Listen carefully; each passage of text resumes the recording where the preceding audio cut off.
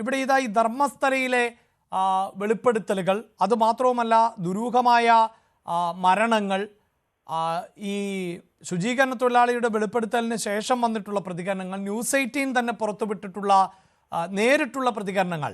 ഇപ്പോൾ ഇതാ ഏറ്റവും ഒടുവിൽ അനീഷ് എന്ന വ്യക്തി അദ്ദേഹത്തിൻ്റെ ഏക്കർ കണക്കിന് ഭൂമി തട്ടിയെടുക്കുന്നു, അദ്ദേഹത്തിൻ്റെ പിതാവിനെ കൊല ചെയ്യുന്നു. ആ കൊലപാതകത്തിന് പിന്നീട് കാരണമായി പോലീസ് പറയുന്നത് ആ വാഹനത്തിന് നമ്പറില്ല, ഇടിച്ച വാഹനത്തിന് ബുക്കും പേപ്പറും ഇല്ല. അങ്ങനെയൊക്കെ വളരെ വിചിത്രമായ പ്രതികരണങ്ങളാണ്. കാരണം സാധാരണ നിലയിൽ നമ്പറില്ലാതെ അല്ലെങ്കിൽ ഡോക്യുമെൻ്റ് ഇല്ലാതെ സഞ്ചരിക്കുന്ന ഒരു വാഹനം ഇടിക്കുമ്പോഴാണല്ലോ കൂടുതൽ അന്വേഷണം നടത്തേണ്ടത്, അതിൽ ദുരൂഹത കൂടുന്നത്. അപ്പോൾ അതൊരു സ്വാഭാവികമായ മരണമായിരുന്നില്ല എന്നത് പകൽ പോലെ വ്യക്തമാവുകയാണ്. ഇങ്ങനെ നൂറുകണക്കിന് പരാതികൾ ആണ് ഇതിനോടകം തന്നെ ആക്ഷൻ കൗൺസിലിന് ശേഖരിക്കാൻ സാധിച്ചത്. അതിൽ പലതും ന്യൂസ് 18 തെളിവുകൾ സഹിതം പുറത്തുവിടുകയും ഒക്കെ ചെയ്യുമ്പോഴും ഒരു നടപടിയും ആർക്കെതിരെയും ഉണ്ടാകുന്നില്ല. എന്താണ് അതിന് കാരണമെന്നാണ് താങ്കൾ മനസ്സിലാക്കുന്നത്? ആദ്യമായി ഇത്രയും രൂക്ഷമായ ഒരു മനുഷ്യാവകാശ ലംഘനം ഏതെങ്കിലും ഒരു ആഫ്രിക്കയിലെ നിഗൂഢമായ ഗ്രാമങ്ങളിലോ മെക്സിക്കോയിലെ ഏതെങ്കിലും ഒരു കാർട്ടൽ, മയക്കുമരുന്ന് കാർട്ടലുകൾ നിയന്ത്രിക്കുന്ന ഗ്രാമങ്ങളിലും അല്ല, രാജ്യത്തിന്റെ തന്നെ, പ്രത്യേകിച്ച് തെക്കേ ഇന്ത്യയിലെ കർണാടകത്തിലാണ് സംഭവിച്ചിരുന്നത്, ആരെയും ഞെട്ടിപ്പിക്കുന്ന ഒരു കാര്യമാണ്. അതെ, ഈ വിഷയം വളരെ ഗൗരവത്തോടെ ന്യൂസ് 18 പുറത്തുവിടുന്നതിൽ പ്രത്യേകമായ അഭിനന്ദനങ്ങൾ നിങ്ങൾക്ക് നൽകട്ടെ. ഒപ്പം ഏറ്റവും അവസാനം മുഖ്യമന്ത്രി നൽകിയ ഒരു പ്രസ്താവനയിൽ നിന്നും നിലവിലുള്ള കോൺഗ്രസിന്റെ മുഖ്യമന്ത്രി ഈ വിഷയത്തിൽ നിന്ന് എങ്ങനെയാണ് ഒളിച്ചോടുന്നതെന്ന് മനസ്സിലാക്കാൻ ഏറ്റവും അവസാനം അദ്ദേഹം നടത്തിയ ഒരു പ്രസ്താവന ഇതാണ്: government neither in favour nor against the demand. ഇവിടെ സമരത്തിൽ തങ്ങൾക്ക് സ്വന്തക്കാരെ നഷ്ടപ്പെട്ട, ദുരൂഹമായ സാഹചര്യങ്ങളിൽ സ്വന്തക്കാരെ നഷ്ടപ്പെട്ട ആളുകൾ ഭയന്നുകൊണ്ടാണെങ്കിൽ പോലും അനീതിക്കെതിരെ ഒന്നിച്ച് ഇതിലൊരു അന്വേഷണം ആവശ്യപ്പെട്ടുകൊണ്ട് മുഖ്യമന്ത്രിക്ക് പരാതി കൊടുക്കുമ്പോൾ, അതും അഡ്വക്കേറ്റുമാരുടെ സംഘടന പരാതി കൊടുക്കുമ്പോൾ, സുപ്രീം കോടതി മുൻ ജസ്റ്റിസ് ഗോപാല ഗൌഡ ഈ വിഷയം ഗൗരവതരമായി ഒരു സ്പെഷ്യൽ ഇൻവെസ്റ്റിഗേറ്റീവ് ടീമിനെ കൊണ്ട് അന്വേഷിപ്പിക്കണമെന്ന് ആവശ്യപ്പെടുമ്പോഴാണ് ആ സംസ്ഥാനത്തിന്റെ മുഖ്യമന്ത്രി പറയുന്നത്, ഞങ്ങൾക്ക് അനുകൂലമോ പ്രതികൂലമായ നിലപാടല്ല ഈ വിഷയത്തിലുള്ളത് എന്ന്. ഇതിൽ നിന്നും ഇത്രയും ഗൗരവതരമായ ഒരുപക്ഷെ നൂറുകണക്കിന് നിരപരാധികളായ പെൺകുട്ടികൾ, സ്ത്രീകൾ തുടങ്ങിയ ആളുകൾ അതിക്രൂരമായി മരണപ്പെട്ടത് കേവലം ലൈംഗികവുമായ വിഷയമായി മാത്രം ബന്ധപ്പെട്ടല്ല, മറിച്ച് മറ്റു പല ആളുകളും അവരുടെ സ്വത്തുക്കൾ പോലും നഷ്ടപ്പെടാൻ ഇടയുണ്ടാക്കും വിധം കൊല ചെയ്യപ്പെടുമ്പോഴാണ് സംസ്ഥാനത്തിന്റെ മുഖ്യമന്ത്രി ഇത്തരത്തിലൊരു പ്രസ്താവന നടത്തി വിഷയങ്ങളിൽ ഒളിച്ചോടുന്നത്. ഞാൻ ഒന്ന് രണ്ട് കാര്യം കൂടി പറഞ്ഞോട്ടെ. രാജ്യസഭാ അംഗമായ മലയാളി മിസ്റ്റർ സന്തോഷ് കുമാർ, അദ്ദേഹം, എന്റെ അറിവ് ശരിയാണെങ്കിൽ അദ്ദേഹം CPIയുടെ രാജ്യസഭാ അംഗമാണ്.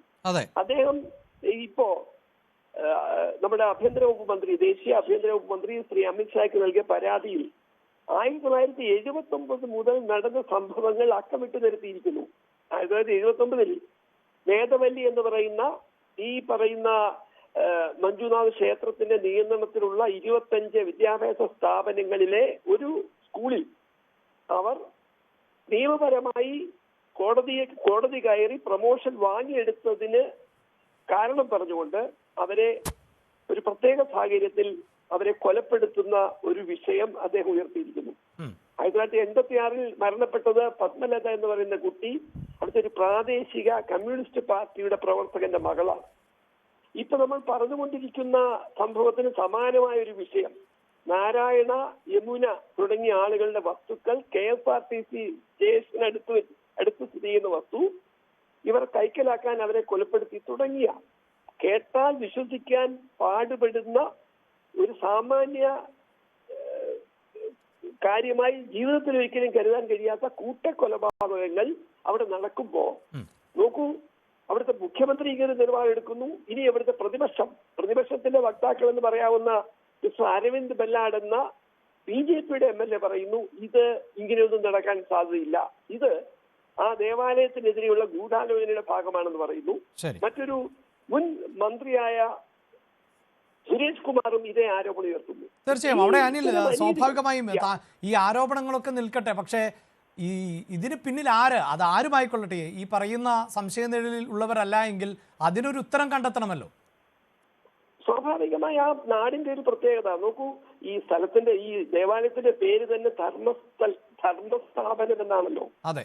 ആ സ്ഥാപനത്തിന്റെ ഉടമ എന്ന് കാലാകാലങ്ങളായി കരുതി വരുന്ന വ്യക്തിക്ക് ആ പ്രദേശത്തെ ജനങ്ങൾ തമ്മിലുള്ള സംഘർഷങ്ങളും അഭിപ്രായ വ്യത്യാസങ്ങളും പറഞ്ഞു തീർക്കാൻ അധികാരമുണ്ടെന്നുള്ള ഒരു ഫ്യൂഡൽ എന്താണ് പറയുന്നത്, അധികാരം ഇപ്പോഴും നിലനിൽക്കുന്ന ഒരിടത്താണ് ഇത്രയും അനീതി നടക്കുന്നതെങ്കിൽ തീർച്ചയായും ആ ദേവാലയത്തിന്റെ കാര്യസ്ഥനായി ഇന്നും ഉള്ള, പ്രത്യേകിച്ച് അദ്ദേഹം രാജ്യസഭ എം പി ആണ്, BJP രാജ്യസഭ എം പി ആണെന്ന് പ്രത്യേകം പറയണം. കാരണം ഭരണകക്ഷി എന്ന തരത്തിൽ കേന്ദ്രം ഭരിക്കുന്ന കക്ഷിയുടെ ഭാഗമായി നിൽക്കുന്ന ഒരാളാണ് അദ്ദേഹം. പത്മവിഭൂഷൺ അദ്ദേഹത്തിന് നൽകി നമ്മൾ ആദരിച്ചിട്ടുണ്ട്. അതുകൊണ്ട് തന്നെ ഇതിന് മറുപടി പറയാനുള്ള ബാധ്യത മറ്റാരേക്കാളും ആ ദേവാലയത്തിന്റെ അധികാരി എന്ന സ്ഥലത്തിരിക്കുന്ന ആൾക്കുണ്ട്.